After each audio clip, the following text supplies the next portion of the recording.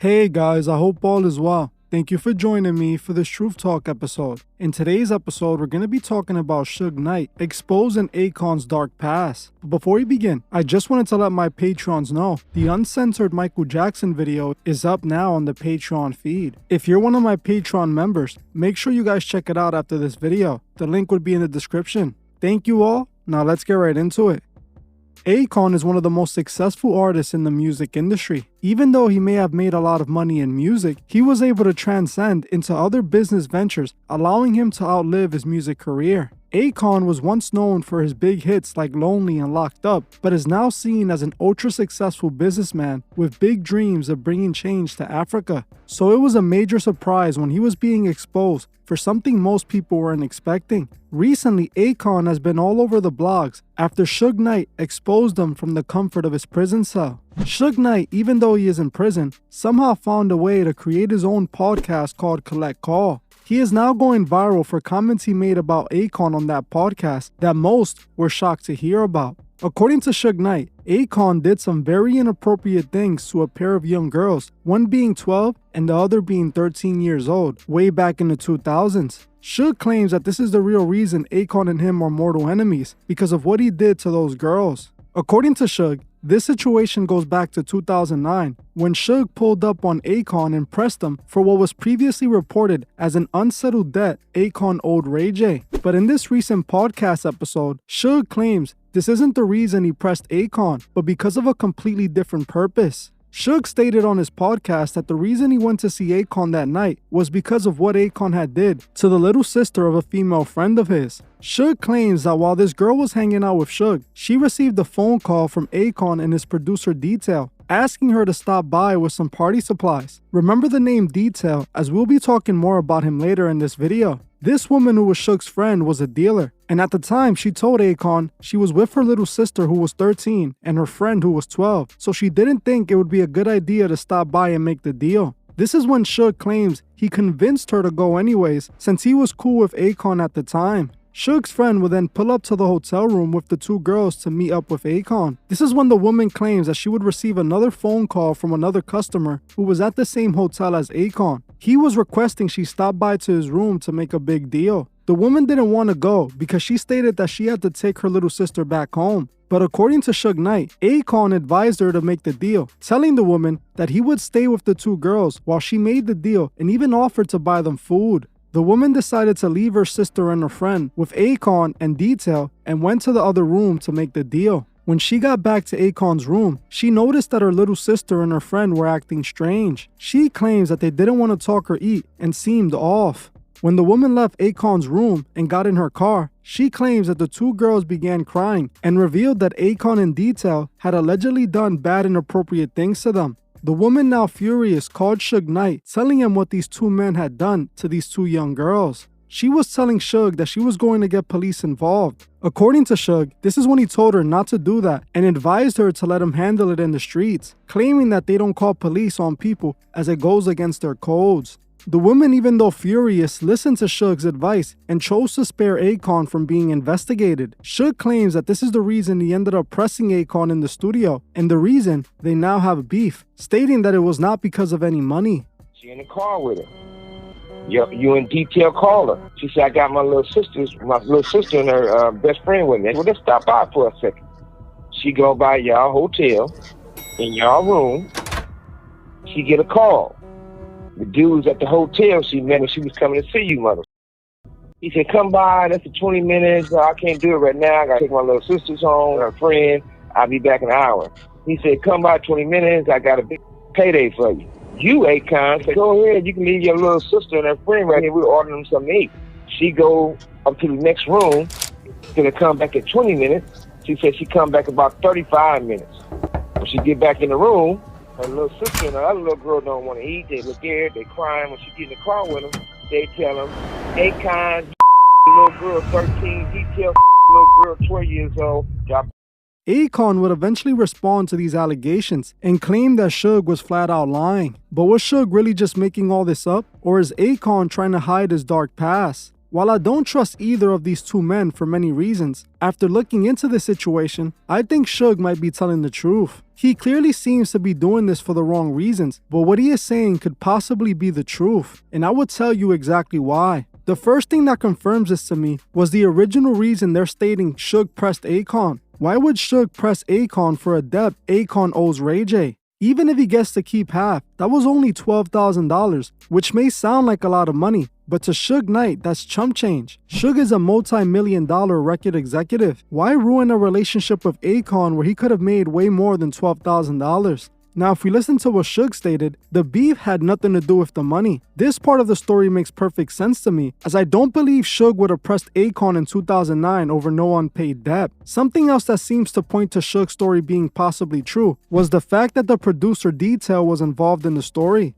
Detail was Akon's producer like I mentioned earlier, and he often hung around Akon as he had signed him to his Convict label. Detail is a pretty successful producer, producing hit songs like I'm So Paid by Akon, How to Love by Lil Wayne, and Drunk in Love by Beyonce. In the industry, he's a big deal, a hit maker many artists want to work with. While Detail is known as a great producer, he is also known for something much more sinister.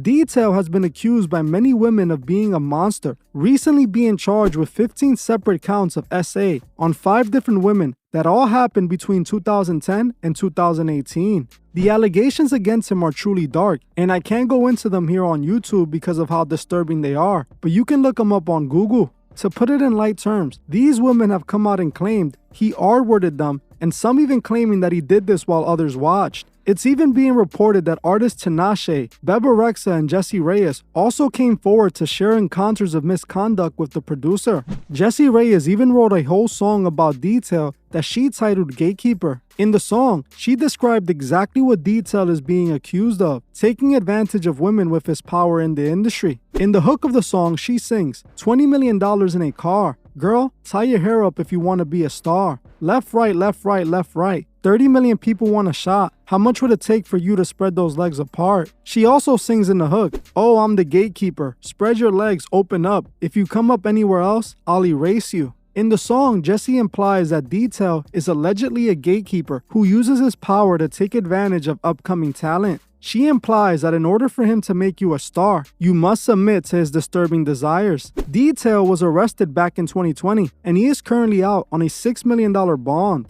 In 2018, he was sued by another woman named Christina Butch, and she was awarded $15 million in a default judgment, since Detail never went to court. Now it's obvious to me this guy seems to be a straight up creep. So Suge, stating that Detail was involved in doing this to those 2 girls, makes it seem way more possible. Akon had signed Detail, so it would make sense if they were together that day. Suge claims this is what happened. Now, you might be saying all this information confirms that Detail is a creep and could have possibly done something disturbing, just like Suge claims. But does that make Akon guilty? Well, Akon has done something questionable in his past with a young fan as well. Back in April 2007, Akon was filmed on stage doing something highly inappropriate. While Akon was performing in Trinidad, he invited a couple of girls on stage with him, one who was a 14-year-old girl. He then proceeded to dance highly provocative with the teen, simulating as if he was hooking up with her. The video recording of the incident started making its rounds around the internet. When people found out the girl was only 14, the public was outraged and demanded repercussions for his actions. Bonnie and Akon burning up the Billboard Hot 100 for the last 20 weeks with The Sweet Escape and the tour of the same name looking to be a summer smash. That wasn't until Akon decided to get freaky with a 15-year-old on stage. In our number 1 story.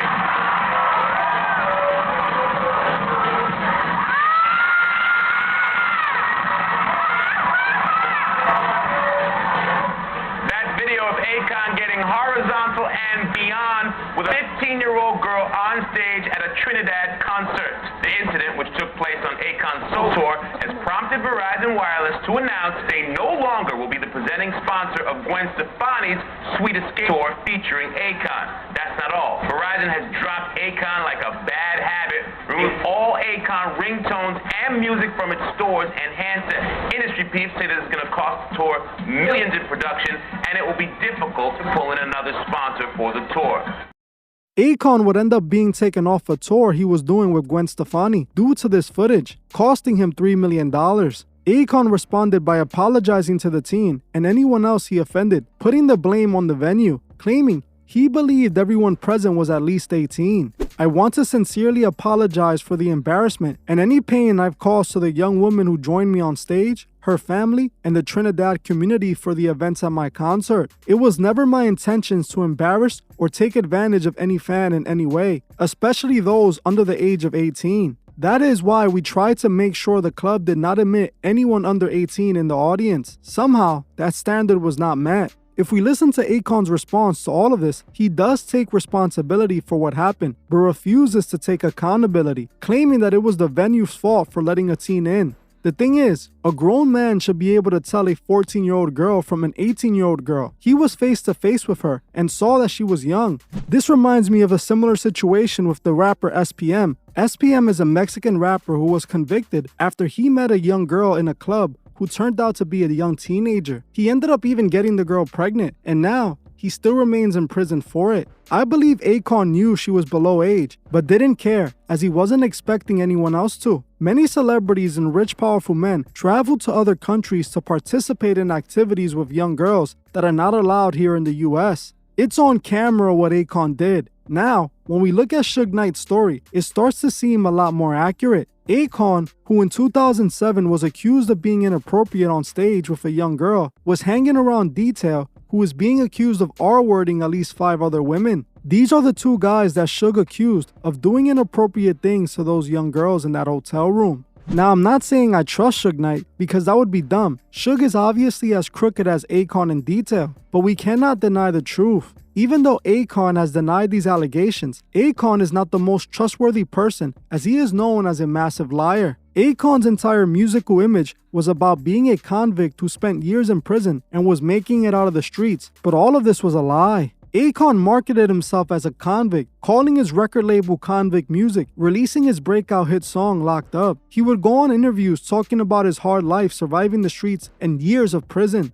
even claiming during one interview that he was facing 70 years behind bars for being the leader of a carjacking ring, something he hinted at in many of his songs. In reality, Akon was the first Rick Ross, a fraud portraying something he was not. Akon was not a convict, as he was never convicted of any crimes. He did get arrested a few times, but he was never convicted of any crimes besides a weapons charge he was given probation for. He did not spend time in prison. It was all just a marketing ploy for people to buy his records. This to me alone proves Akon is not someone to be trusted. If he can lie about his life story, he can lie about anything. It's obvious the industry turned their back on Suge Knight many moons ago, but Akon is still loved in the industry. Suge Knight is in prison for many years to come, while Akon is being praised for creating a $6 billion crypto city. It's obvious Akon was chosen and is now a gatekeeper in the industry, just like his producer friend Detail. You know you can't be a gatekeeper without taking the oath. Akon is a Masonic puppet just like the rest of them. And the fact that he was the one who initially signed mega pop star Lady Gaga and introduced her to the world speaks volumes. Akon discovered Lady Gaga's music after he heard her singing on a reference track he was shown. This is when Akon decided to take her music to Jimmy Iovine, who was the chairman and CEO of Interscope Records. Akon convinced Jimmy to sign Gaga to a joint deal between his label Con Live and Interscope Records. This all happened before she was famous, and it proves that Lady Gaga is an industry plant, and she's now one of the biggest Masonic puppets in the industry, and Akon was behind her the whole time. We can see proof that Akon was behind Gaga's Masonic alliance all the way at the start of Gaga's career, with her very first hit record, Just Dance. The thumbnail for the music video on YouTube clearly says it all, as we can see Gaga proudly displaying the one eye symbolism. All throughout the music video, Gaga can be seen placing her hand over one of her eyes to clearly show she's a Masonic puppet. The video even starts with Gaga covering one of her eyes as the screen changes to a woman who is wearing a checkerboard dress. We can even see Lady Gaga with Akon in the video sitting on a couch with a Baphomet right over their head. This alone shows us who both of these two serve. With all that I know about Akon, what Suge said doesn't surprise me, and I actually believe it to be true. Akon won't face any consequences though, because he himself is a gatekeeper, and Suge Knight has served this purpose and is no longer needed by the elite. I want to know what you guys think below. Do you think Akon is guilty, or is Suge lying and making things up? Also, let me know if you guys would like to see a full video on Suge Knight, as he is also a part of the industry's evil. If you want to see a full video on Suge Knight, comment Suge Knight below. Well, that's it for this video. Thank you all for watching, and I'll see you guys in the next one.